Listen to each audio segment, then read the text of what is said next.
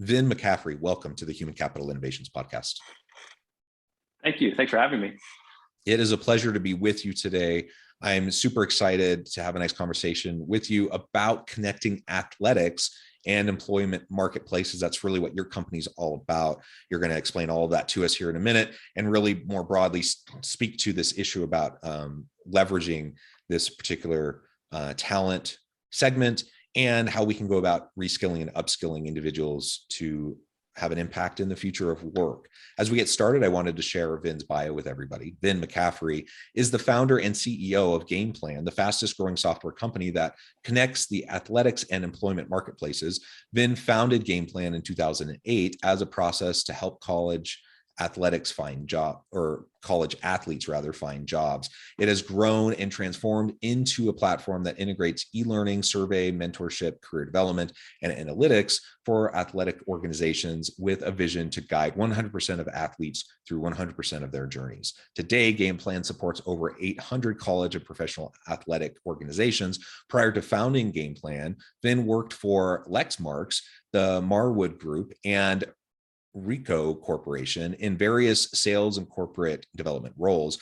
Vin is a 1998 graduate of Lehigh University, where he was a member of the men's basketball team. And in 2008, Vin received his MBA from Indiana's Kelley School of Business. He is passionate about using his background and experience to help athletes on and off the field.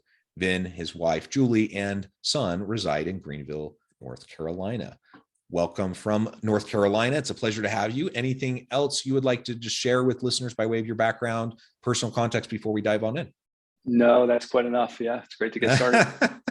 So I do have to ask. So you were a college athlete yourself. You were a member of the men's basketball team. What position did you play? I was a guard. Wonderful. And we were just chatting in the pre-interview. So, you're in North Carolina. I'm south of Salt Lake City in Utah.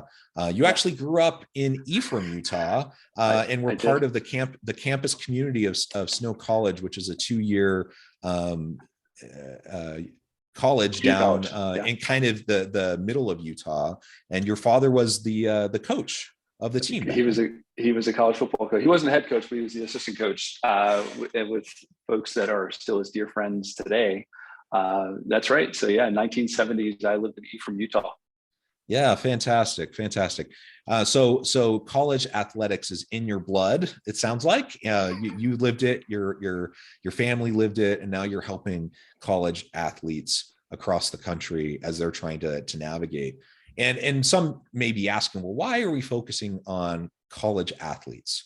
They have a good deal, right? They're graduating from college. They have they have this great opportunity to build out their talents, and then they're going to go be professional, or they're going to have all this connection because of their college athletics. Why do we need this kind of a marketplace for college athletes? What would be your response to that kind of a simple question? Yeah. I would say that's not such a simple question, but it was a great question in that when you think about the college athlete experience and how you were framing it, I think that's accurate. I think a lot of folks would think that way, particularly from the perspective of the opportunity to continue playing and competing. It's what high school athletes dream of doing at the collegiate level. And giving those student athletes the opportunity to do so is a wonderful opportunity in and to itself. And it is. It's incredibly time demanding. And challenging, and it's not always what it's written up to be. And I think you'd find that I'm probably a classic example of that. I'll come back to that in a moment. But I would say, from an employer standpoint, if I were to answer this question as employer corp, and I want to hire the next recent college graduate, why do student athletes stick out? It's because of what I was just sharing. They go through some tough times. They're heavily coached as part of an experience that those coaches that's their profession in a sense. They're guiding those young people. So it's not their first time to be kind of taught how to do things. They're managing their time in a way that's a little bit different than most college students. I would say probably in a dramatic way. Let alone all those competitive factors when you start thinking about an athlete that you tend to think about, right? All those other transferable skills. So from an employer standpoint, it's a really interesting honing ground to go through the collegiate athlete experience, then to be able to see what that transition looks like into the workforce. So it kind of, in a sense, builds a pipeline of candidates based on some intangibles that you might be interested in recruiting for. Yeah. So from a organizational perspective, this is a pool of potential talent that's rich in just grit and determination and hard work ethic and being coachable, teachable, right, to reskill and upskill. So all that is attractive. It should be attractive to organizations. Exactly. I was purposely floating a question that I know was a bit naive because I'm a university professor. I have plenty of interactions with college athletes at my university, some of whom take my courses. And I'm fortunate to be at a university that we actually are quite well known for our academic athletes. And we have tons of academic All-Americans. And it's a really huge emphasis that every athlete on our campus is going to be successful, and we're going to help them to be successful. But I've been at other universities where that wasn't the case. And in fact, I take college football, for example. You mentioned your dad was an assistant coach down at Snow College. When I was teaching at the University of Utah, I had lots of football players in some of my courses.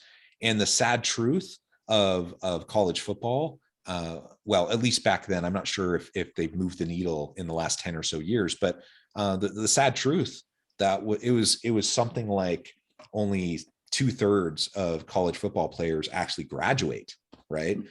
They don't even finish their degree, and their bodies are beat up, and and they haven't been academically given the chance to succeed. And now they're not going to have it. The vast majority aren't going to have an NFL career. The vast majority of college basketball players aren't going to have an NBA career. The vast majority of any sport at the college level, they're not going to go on to professional sports. And so what are they going to do? They're going to do what all the rest of us do. And they're going to go off and they're going to get jobs and they're going to start a career. And if they haven't been prepared, they're really going to be set up for failure, right? And so colleges and universities need to do better. I think they have been trying to do better, but they need to do better in preparing their athletes for their future careers. And again, to your point, and as I mentioned, these are individuals that work their butt off for years honing their skills. So they're willing to work hard. They're willing to put in the time. Sometimes they just need some mentoring, some coaching, some direction to figure out how to get there. So let's do that. And that's really where your organization comes in. It's just trying to provide that and to connect people so that the sporting organizations and the college athletics, that they can support their athletes and help to provide that bridge over into a sustainable career. Yeah, I think this university professor thing is way overrated, and we're hiring. And so if you're interested, come on, we're ready to go. Fast growing, good group of people. If you like former athletes, we're all a bunch of knuckleheads here. So come over here. Yeah, you did a great job bringing it up. Yeah. Oh, good.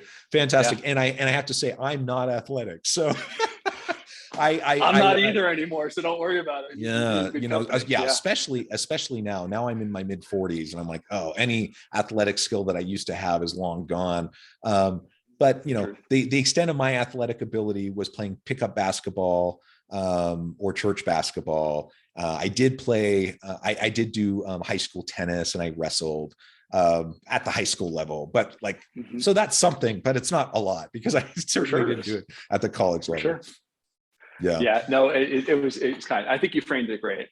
What you said is accurate. I do think, back to your time at Utah, they have moved the needle, not just at Utah, but across the country, from an academic standpoint. And those are some of the things actually that we fell into. I'm not sure when you were at Utah, but when I started the business, the idea was to help an athlete get a job. I was just going to create a marketplace, present day, call that Indeed.com for athletes. That was my vision. And what started happening is, one, I married really well. Like my wife floated us for years. And so from the standpoint of trying to figure out the business, one of the key evolution points was you run into this chicken or egg dilemma.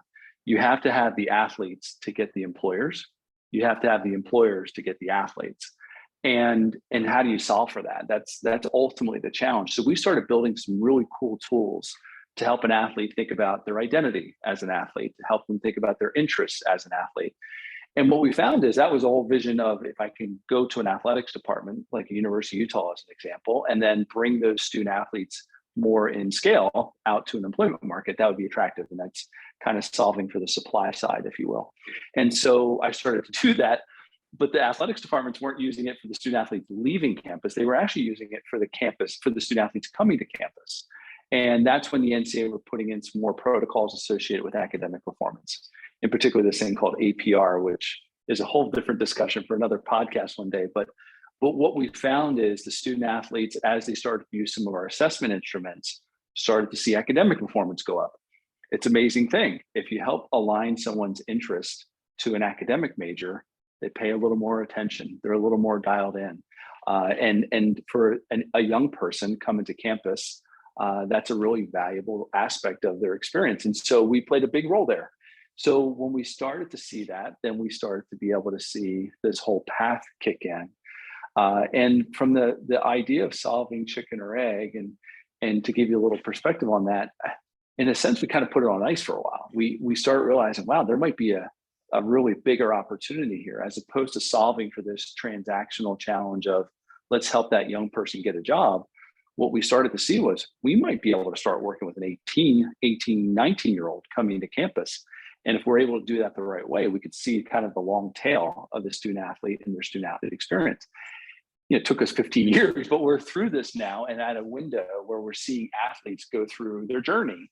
And back to, as you were reading my bio, the mission statement, that was always our vision. And so as it evolved into this idea of helping an athlete, complete their journey, never lost the vision for putting a student athlete or upskilling them, getting them ready for work. But what we realized is, to be able to engage the athlete to solve the chicken or egg dilemma, we needed to start early, with them in a way that frankly was unrelated to their career, and that's kind of the anti-thought on this. We didn't start with the career direction. We actually started much more from an academic performance, and in many instances, even compliance basis. So it's been an interesting path that we've taken to get to where we are today.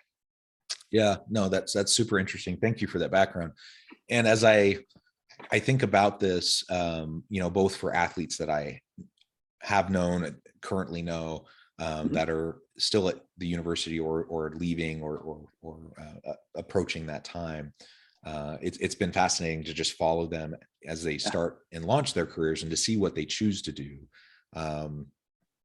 As you mentioned, this kind of an offering is attractive to athletes, particularly those who may not think they have, say, a future in professional sports, which is the vast majority. Like, I don't know the percentages, I'm sure you probably do, but what percentage of college basketball players actually go onto the NBA? It's probably like 1% or something, really tiny. Same with football and and then you get into the Olympic sports, and most of those are never going to make any money off of that anyways. And so if I'm going to college and I'm an athlete, I'm just excited to continue playing the sport I love, and I don't really have delusions of like going pro after I finish, then going to a university or a college that I know is going to help me prioritize my academic pursuits and to succeed, that's going to be really attractive to me. I would imagine that for parents that are helping, their kids make decisions about which university to go to, that would be a huge factor for them. Like you said, being a college athlete's a full-time job. Like the amount of time that they put into the practices and the weight training and the cardio and everything that they do, right? And just game planning and everything. The amount of time that they put in, it's a full-time job, which means, how many college students work full-time while going to college full-time? Some do, not a lot. Many, like at UVU, many work part-time and go to school full-time. But yeah, it's hard to basically work full-time and go to school full-time. And that's essentially what every college athlete is doing. And so unless you're providing that academic support so they can succeed and they know that it's going to be a priority for them, why would I, if I don't actually think I have much of a chance of going pro ever, why would I go to a place where I just know that they're basically going to churn through their athletes and kind of use me up and spit me out just so they can, have whatever success that they're trying to have in their athletics program. That's not going to be super attractive to me, I don't think. Yeah, it depends. I think it depends. I think the reality of certain situations at Division I level, particularly the elite Division I level for football players, men's and women's basketball, some of the key revenue sports, maybe baseball. Regardless if you're the last person on the bench or not, you still may think you're going to get a chance to play at the next level. Just give me my shot. I think that's a mindset, and there's a reason why that mindset exists. I'm very familiar with it. It's because if you don't have that, that's an edge that you're going to lose while you actually are on the field. So I totally get it. However, it is at times very short-sighted, right? I mean, for all the reasons you just said. Now, there are a lot of sports. The reality of that student athlete coming to campus knows that those 3 or 4 or 5 years being on campus, that's it. That's all she wrote from her experience on being on campus. And so from that standpoint, preparation for life after sport is a big deal, is a really big deal. But there are a smaller subset of student athletes, the ones that we tend to hear about because they're the ones on TV, that think they're going to be playing at the next level.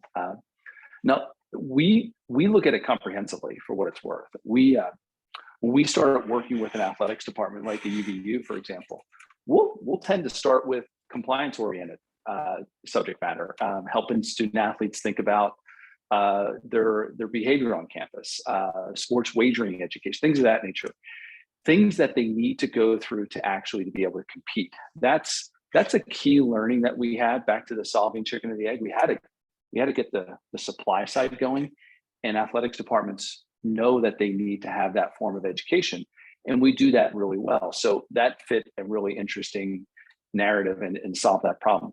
Once we have the student athlete in, we start to learn a lot more about them and see how they're tracking through their academic progress at a UVU, as an example again. And then as we start to see what that looks like, then we can prospectively help guide toward the career element of this. Depending on where the student athlete is in their own journey, some of them are looking and saying, I'm not thinking about career until I'm done playing. And that's just the way it is. That's going to be a really hard turn for that young person, but they'll make it. Sometimes it's made for them. Typically it is. But others, the vast majority, I argue, are going into it eyes wide open. And they realize this collegiate student athlete experience is a wonderful experience for what it is, but it's not my forever play. And so they do start the preparation towards it, albeit it's just a lot more difficult because of the time demands that they're under, regardless of level, Division I, II, III, NAIA, junior college.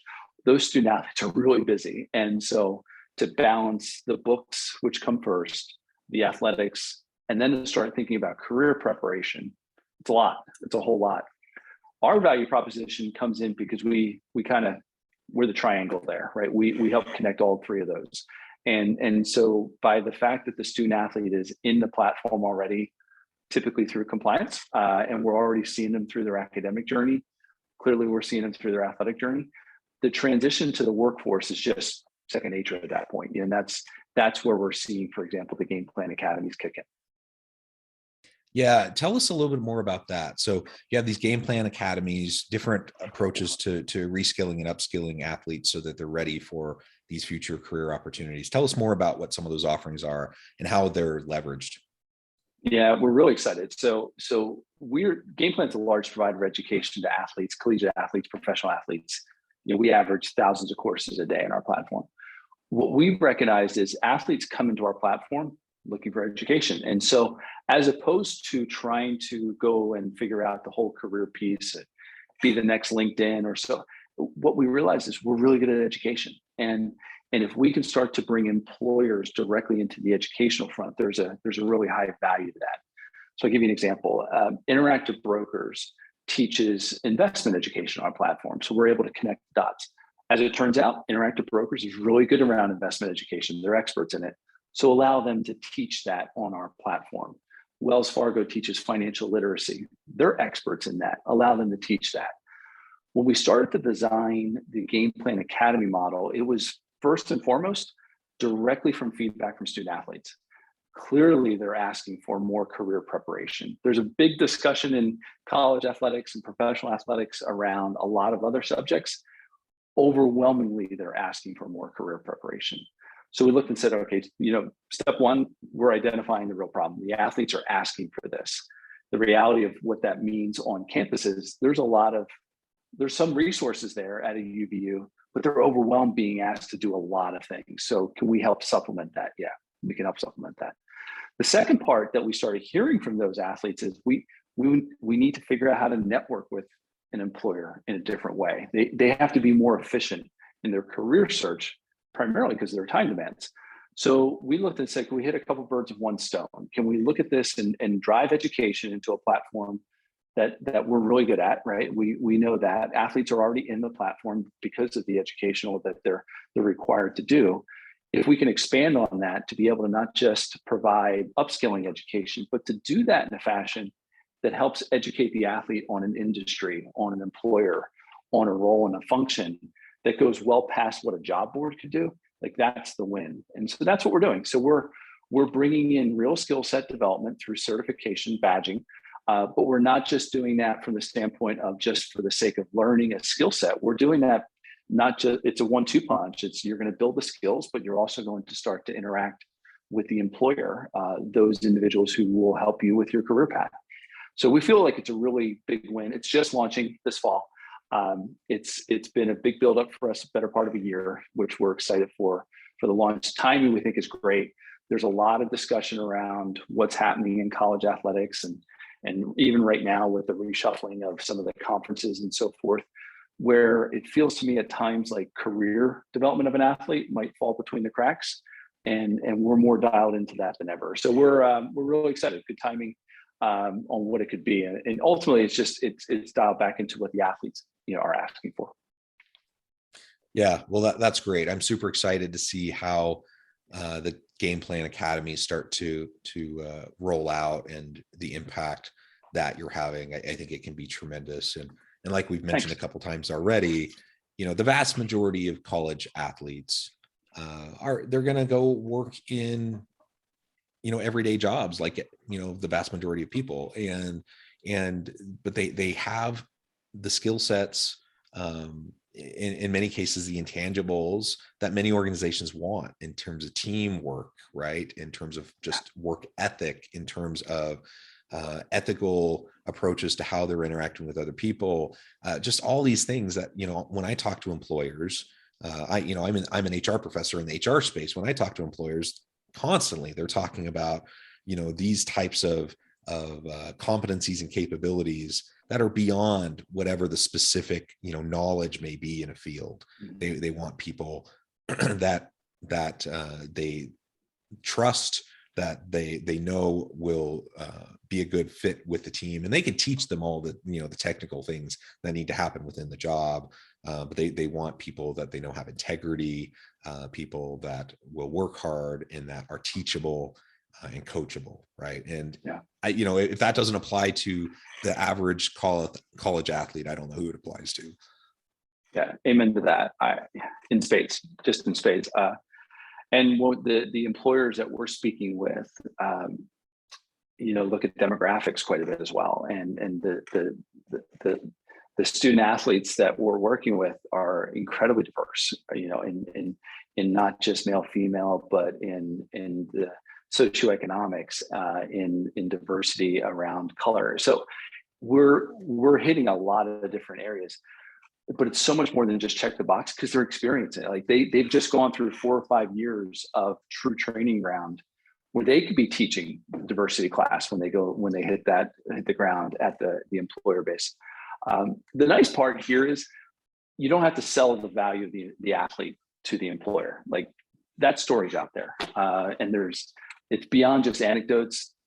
The folks that we're talking with have a track record of hiring student athletes into their workforce, and they're doing really well. But the challenge still remains hard of, how do I get to the student athletes? It's like a happenstance tend to be how they're hired today. So we're just trying to put some science behind that with the academies. We just, everything you said, and you're a better salesman on it than me. I appreciate you even going and kind of frame it like you have. That's out there. The kicker now is, how do we connect the dots to help employers to do it just as they would go to campus for a career fair? I don't know if it's a statistic that, student athletes would view as, hey, I'm proud of that or not proud of that, but it is objective. The reality of it is student athletes don't go to career services. They don't have the time. When there's a career fair on campus, they might have an away game. They likely are practice. So that like those stars aren't going to connect or align. So from that standpoint, how do we help an employer think differently about recruiting, some really top candidates and profile candidates? That's where Game Plan Academies comes in. Wonderful. Vin, this has just been a fascinating conversation. Yeah, I'm going to have to let you go here in just a minute, but before we wrap up, I wanted to give you a chance to share with listeners how they can get connected with you, find out more about your work, your team, and then give us the final word on the topic for today. I appreciate it. Yeah, you could find all you need on our website, which is wearegameplan.com, wearegameplan.com. And I just appreciate all the kind words. As you framed it, student athletes go through a fantastic experience on campus, highly relevant into the workforce. The challenge is it becomes a circular dilemma to hire those student athletes. They're really busy. That's why the experience is so great, which makes it pretty elusive to hire that student athlete. So if you think about if that's part of your strategy, looking for diverse candidates, great experiences, take a look at Game Plan. We might be able to give you a hand. Wonderful. Thank you, Vin. It's been a pleasure. I encourage listeners to reach out, get connected, find out more about what Vin and his team can do for you. And as always, I hope everyone can stay healthy and safe, that you can find meaning and purpose at work each and every day. And I hope you all have a great week.